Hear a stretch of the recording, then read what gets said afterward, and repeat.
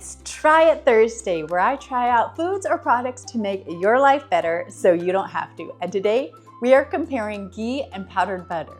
Taste, time, and cost are refrigerator-free butter options. Which is overall better? Watch and find out. By the way, I'm MJ, founder of loadedpotato.org and your refrigerator eliminator, the I hate to cook master.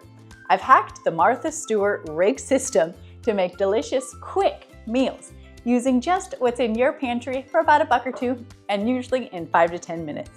So be sure to subscribe to my channel and I'll be sure that you never have to worry about dinner again.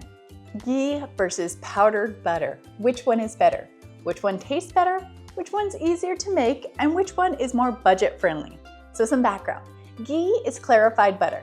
So it's simmered down all the milk fats till they turn brown and they're strained out, leaving just the oil, which is why, if done properly, it's shelf stable for like 20 to 30 years. Now, powdered butter, on the other hand, is not just dehydrated butter. It's done at a large scale with huge equipment outside the price range of your average person, but it is useful to have on hand.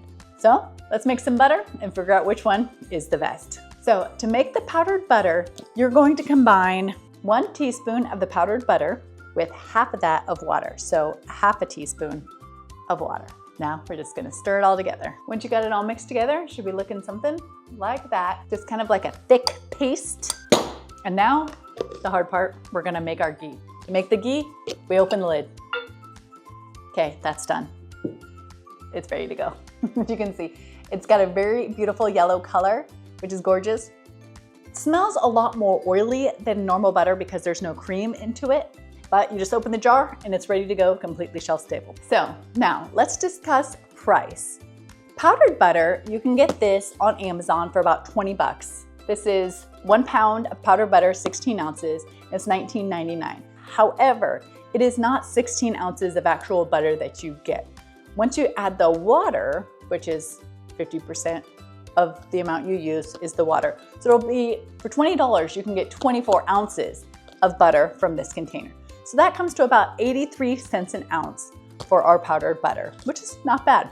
However, our ghee, this is grass-fed, I got it at Costco, but you can get it at Walmart or Amazon for a lot cheaper. You can get a 13-ounce container for about $8.12, which comes to about $62.50 per ounce. So that's a solid 20 cents an ounce cheaper than our powdered butter, which honestly shocked me because I don't know, I was pricing it and I was shocked to find that the ghee was actually cheaper than the powdered butter because I feel like ghee is fancier. I don't know.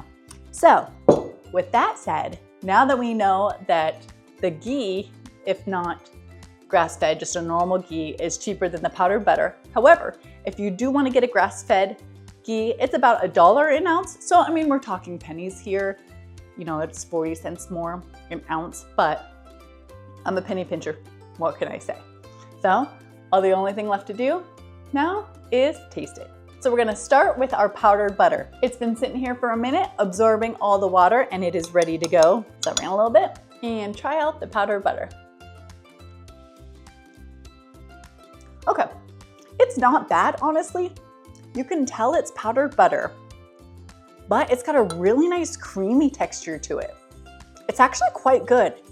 I'm actually shocked. I'm gonna have another one. Yep, in your mouth it kind of condenses into a really creaminess, but it still has that kind of powdery aspect. It's not like sand that it's that, you know, chunky. But it does still kind of have a powder aspect to it, but it is overall quite good, honestly. And while we're at it, I made some powdered butter last night, thinking that I could make it and then form it like a butter and see if it would, you know, you could form it the night before and then have a nice thing of butter ready to go. That it didn't really work at all. So this is the butter I made last night. But we're gonna see how it tastes a day later. Okay. Honestly, it tastes about the same as the fresh stuff. Maybe a little bit of the powder taste is gone from having it out overnight. But overall, still pretty good. I'm actually quite impressed with this powdered butter. Hoosier Hill Farms real powdered butter. And this is the one I keep in my pantry. I actually have a couple of these in stock in my pantry ready to go because I use it so much. But yeah, eating it plain, usually I use it for muffins and baking and mix and stuff like that. But eating it plain is honestly pretty good. So moving on to our ghee. So like I said, this one was really complicated to make. You had to take the lid off and it's ready to go. I'm kidding, obviously.